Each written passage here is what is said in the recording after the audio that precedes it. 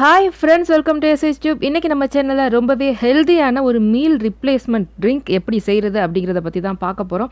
இதை நீங்கள் காலையில் செஞ்சு குடிச்சிட்டிங்க அப்படின்னா லன்ச் டைம் வரைக்கும் கூட உங்களுக்கு பசிக்காது. பெரும்பாலும் வேலைக்கு போகிற தாய்மார்கள் பிரேக்ஃபாஸ்ட்டை ஸ்கிப் பண்ணிடுவீங்க, அதுக்கு டைம் இருக்காது. அப்படிங்கிறதுனால இதை நீங்கள் செஞ்சு குடிச்சிட்டு போனீங்கன்னா உங்களுக்கு நல்ல ஒரு எனர்ஜெட்டிக்கான ஃபீல் இருக்கும்.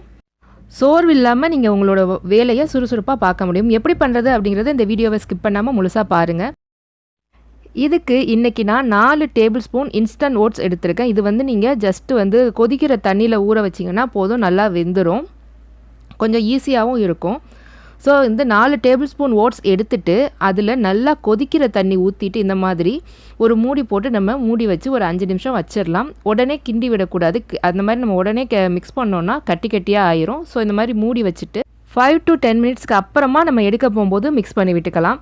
ஸோ அதுக்கப்புறமா ஒரு பாதி அளவு நான் கேரட் எடுத்துக்க போகிறேன். கேரட்டை எடுத்துகிட்டு நல்லா தோல் சீவிட்டு சின்ன சின்னதாக நம்ம இதை கட் பண்ணி எடுத்துக்கலாம். கூடவே ஒரு 2 பேரிச்சம்பழம் எடுத்து அதையும் நம்ம விதை நீக்கி வச்சுக்கலாம்.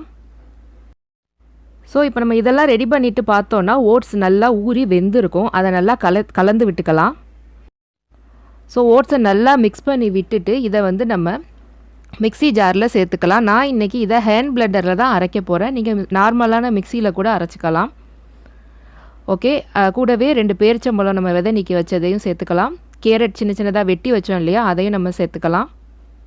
சேர்த்துட்டு இதில் ஒரு 1/4 கப் அளவு பசும்பால் நான் சேர்த்துக்க போகிறேன். இதில் ஃப்ரெஷ் மில்க் ஆட் பண்ணதுக்கு அப்புறமா ஒரு 2 டேபிள் ஸ்பூன் அளவு கண்டென்ஸ் மில்க் நான் சேர்த்துக்கிறேன். எக்ஸ்ட்ரா இனிப்புக்காக தான் நான் இதை ஆட் பண்ணுறேன். வேணான்னா நீங்கள் ஸ்கிப் பண்ணிடலாம். இல்லைன்னா வெல்லம் அல்லது கருப்பட்டி, நாட்டு சக்கரை அல்லது தேன், இந்த மாதிரியான இயற்கையான இனிப்பு வகைகள் கூட நீங்கள் சேர்த்துக்கலாம். இது எல்லாத்தையும் சேர்த்துட்டு நம்ம இப்போ இதை அரைச்சி எடுத்துக்க போகிறோம்.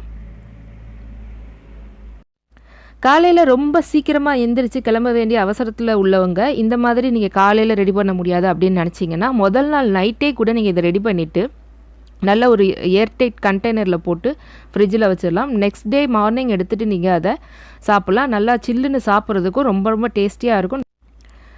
இந்த ட்ரிங்க் கொஞ்சம் திக்கான கன்சிஸ்டன்சியில் தான் நம்மளுக்கு இருக்கும். உங்களுக்கு தண்ணியாக வேணும் அப்படின்னா எக்ஸ்ட்ராவாக நீங்கள் தண்ணி கூட ஆட் பண்ணிக்கோங்க. பாருங்கள், இந்த மாதிரி நல்லா அரைச்சதுக்கு அப்புறமா உங்களுக்கு சூப்பரான டேஸ்ட்டில் ஹெல்த்தியான ஒரு மீல் ரிப்ளேஸ்மெண்ட் ட்ரிங்க் ரெடி ஆயிரும். கண்டிப்பாக இதை நீங்கள் ட்ரை பண்ணி பார்த்துட்டு எப்படி வந்தது அப்படிங்கிற ஃபீட்பேக்கை மறக்காமல் நம்மளோட கமெண்ட் செக்ஷனில் கூட ஷேர் பண்ணிக்கோங்க.